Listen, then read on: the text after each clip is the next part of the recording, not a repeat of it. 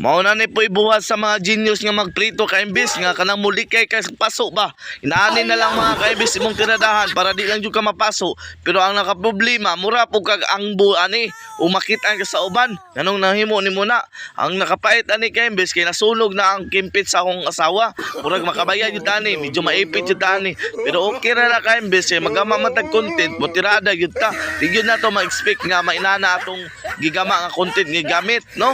Sagdi lang na ka-imbis kay natural man yun na kay naggama man sa content so padayon na lang nato ni kay siyempre baguhay pa ta diri sa YouTube channel. Siyempre dili madala og matluto tong inato diskarte. Nagpatabang ko sa akong waas ka-imbis para madali o luto na kaimbis no. Mao ni akong giluto kaimbis so wala na kailani. Mao ni bagis mukhaon na tagbanat kaimbis kay gikapoy ko gikan biyaheng isda.